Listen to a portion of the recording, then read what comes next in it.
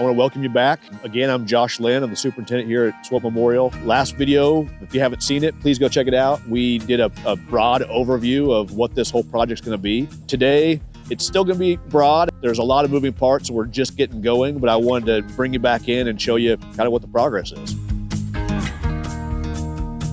The overall idea is that we will basically deconstruct these greens, retain what we can, and then start from the ground back up. Once they get going a little further, it's going to move slow in that it'll be, it's one green at a time. You can only do one step at a time. There's 55 steps that have to happen. But hopefully by the time we roll another video out, you'll be able to see the progress from the first one to the second one to the third one, and we'll be another 2 or 3 steps along. Once we have a green completed, we'll be able to tell you from point A, point B, all the way to Z, how it was made all the way ground up.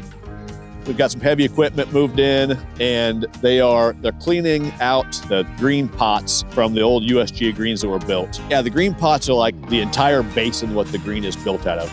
A green is essentially dug down first and then built from that up to the surface that you play on. The tricky part for what they're having to do is the logistics of moving material. The worst part of our greens was the POA, and we have to get the POA out and all the POA seed, at least best we can. How they do that is with the dozers, they'll scrape off the first 3-4 inches of material.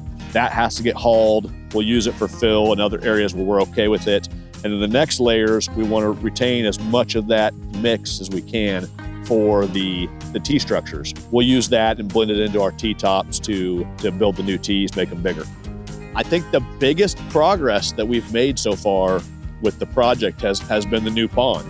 And I wanted to take a second to explain a little bit more about what it's going to be. I've had questions of, is this pond going to be in play? What's the idea behind it? The purpose of the pond is just to make us more efficient with our watering. Currently, we're able to run 5, maybe 600 gallons a minute of water. With the pond, we can double that.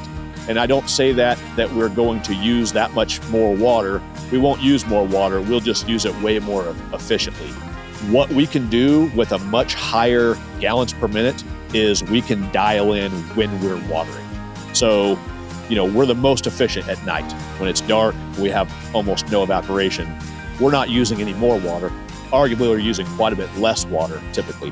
We're just not losing as much. Another big aspect of the pond is we'll be collecting about 21, give or take, acres of rainwater runoff from the golf course. So that makes us even more sustainable.